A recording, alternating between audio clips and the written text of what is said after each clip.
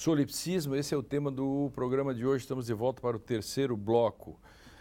A obra Kaspar Hauser, ou A Indolência do Coração, foi publicada em 1908 por Jacob Wassermann.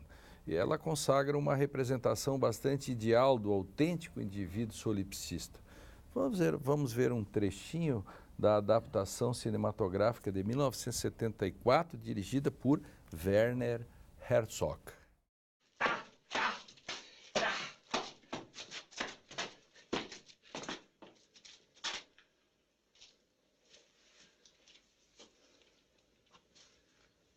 Völlig sinnlos. Er reagiert nicht mal auf ein angefindetes Coupé. Reagiert nicht auf ein angefindetes Coupé. Angefindetes Coupé. Ich glaube nicht, dass das ein abgefeimter Betrüger ist. Er hat ja offensichtlich keinerlei Begriff von Gefahr. Keinerlei Begriff. Keinerlei Begriff von Gefahr. Er hat sich überhaupt nicht geängstigt. Bom, vimos um pequeno trecho do início, né? Essa obra, ela é densa e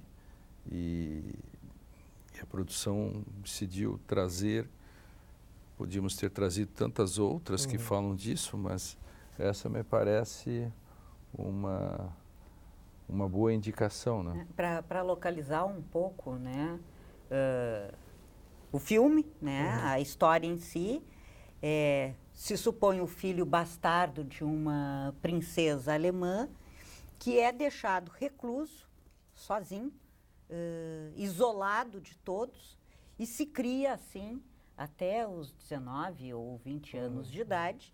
Quando alguém vai buscá-lo, ele sequer sabe caminhar, ele não sabe falar, evidentemente, e o deixam à praça da cidade com uma carta em mãos, né? Então é esse sujeito que não tinha tido até aquele momento contato social, né, e nenhum tipo de contato, exceto que ele recebia a comida de alguém, mas sem contato físico, né, e sem interlocução e sem uma inter-relação com outros seres humanos, né? E essa cena que nós vimos é essa cena desse momento em que pela primeira vez ele se defronta. As pessoas da cidade estão muito interessadas, curiosas nessa figura, né? Nessa figura que chega, né? E aí nós temos essa cena em que ele é ameaçado com uma espada e não tem nenhuma reação, né? Na medida em que ele desconhece, inclusive, por que aquilo seria uma ameaça, né? E aí daí também a relação da questão da palavras e coisas, né? O Stephen Georg vai dizer que nada seja onde fracassa a palavra, né? Nesse caso, na medida em que ele não teve, ele ficou isolado da própria linguisticidade do mundo, ele acaba não tendo mundo. Exato. Porque a nossa forma de apreensão do mundo é linguística. Nós começamos a perceber o mundo através dos nossos sentidos, mas a forma mais elevada, vamos dizer assim, de apreensão do mundo, da nossa parte, é através da língua, quando a gente começa a dizer o mundo. E esse é um problema que aparece nos gregos com Crátilo, né? Se a linguagem ela é convencional, se ela é imitação. Já Crátilo colocou de modo esplêndido essa pergunta. O Crátilo é um diálogo de Platão, se alguém não leu. Da justeza dos nomes é o capítulo mais bonito. Exatamente. E se haveria um nome por natureza para as coisas, ou se é meramente arbitrário, isto é colocado por nós. Então, essa tensão é uma tensão constitutiva. Não só no Crátilo, ao longo da história do pensamento ocidental. O que é por natureza e aquilo que é posto por nós. Assim como aparece no direito. Entre um direito que seria natural e um direito que é posto por nós. Nós vivemos permanentemente nessa tensão. Daí a noção que o positivismo é a noção, né, que o direito é um fato social posto pela mão humana, Gesetz. Né? Então ele é Gesetz, está posto ali, ele é um fato social, é um fato. Daí a noção que o positivismo vai trabalhar com essa noção da convencionalidade, ao contrário do natural. E nós sempre, parece que é mais fácil caminhar nos extremos, né? Ou com esse exagero de objetividade. Isso. Que desconhece que é um sujeito, que é a sociedade, que é uma construção social da realidade, né? Isso. Luckmann, o Shakespeare nos ajuda. Eu vou dizer pela 50ª vez algumas. Eu não lembro, mas pode dizer. Não para você. Não para você. Não, mas é bom sempre lembrar. É bom sempre lembrar os dois, falasse dois extremos, né? Sim. De um lado, por exemplo, em Shakespeare, o Ângelo, quando ele condena Cláudio à morte, porque tudo é objetividade e estrutura, ele é um escravo da lei, e do outro, depois, quando ele se apropria pelo desejo dele de fornicar com a bela Isabela, que é a irmã do Cláudio.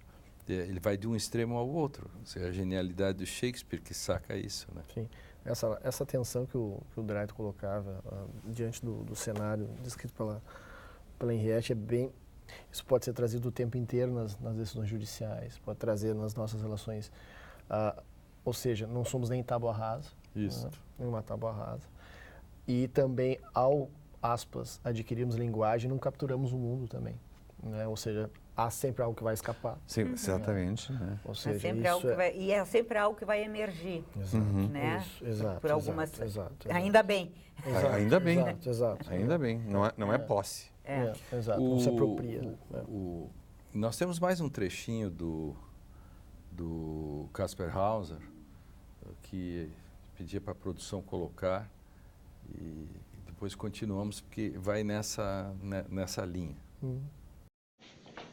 Caspar, was uns am meisten interessiert, ist, ob du nicht so etwas wie eine natürliche Gottesidee empfunden hast, ob du in deiner Gefangenschaft nicht an etwas Höheres gedacht hast.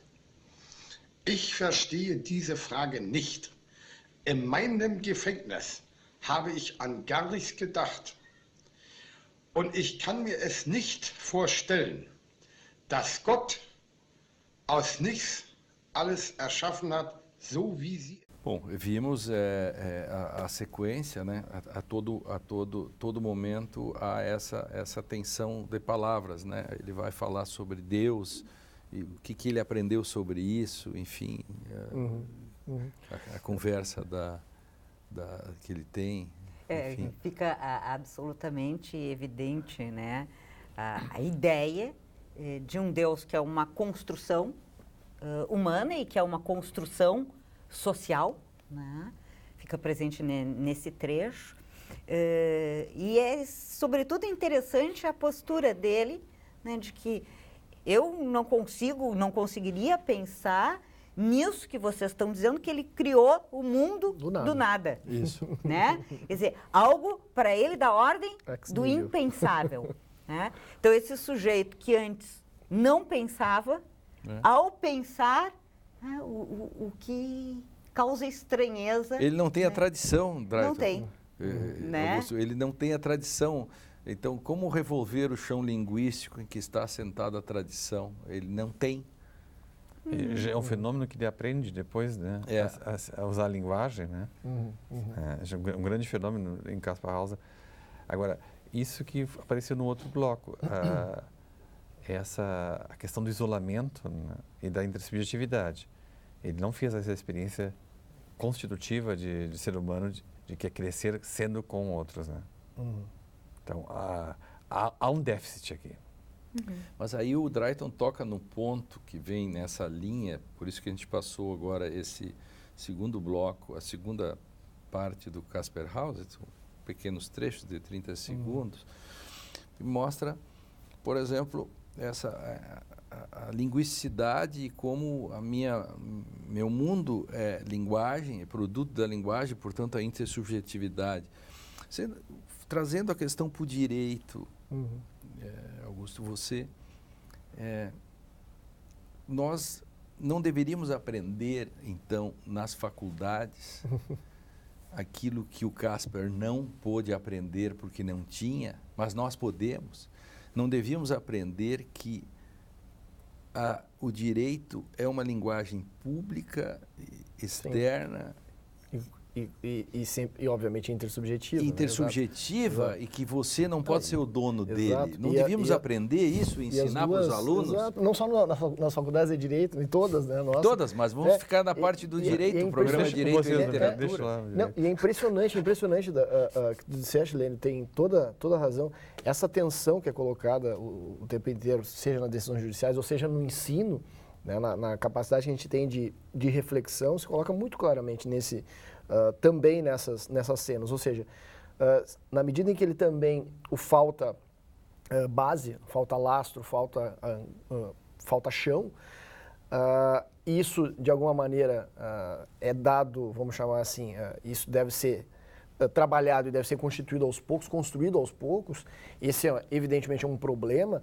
Por outro lado, pegando a metáfora, ou nem tão metáfora, da nossa realidade concreta do ensino jurídico, ou das faculdades de Direito, temos essa tensão nos extremos, ou seja, nós não temos, aspas, nós não temos memória do que significa Constituição, do que significa democracia, do que significa uma série de coisas, não temos lastro nisso, e, vamos chamar assim, o restolho disso, ou a ressaca disso, na medida em que nós nos aproximamos dessa, aspas, vamos chamar assim, de uma tradição falsa, ou de uma tradição vazia, nós passamos apenas a reproduzir.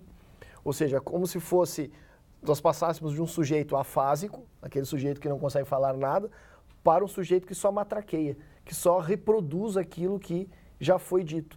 Ou seja, talvez seja o pior dos mundos são esses extremos, né? E talvez aí esteja um paradoxo, porque ao mesmo tempo em que há um sujeito solipsista que põe o direito em decisões, etc., mas paradoxalmente ele também está reproduzindo Exato. um conjunto de enunciados, por exemplo. De maneira crítica, exato. De maneira crítica, que se cria nesse momento. Entre o sujeito afásico e o tagarela, né? São esses dois, né? O afásico e aquele que não aprendeu de fato nada, porque não tem alguma base. E aí reproduz o que o Heidegger vai chamar de Das Mann, né? Disse por aí. Aí diria o Drayton que aí há uma deficiência também de linguagem, né? Exato. E a deficiência de linguagem aí é deficiência de compreensão de mundo.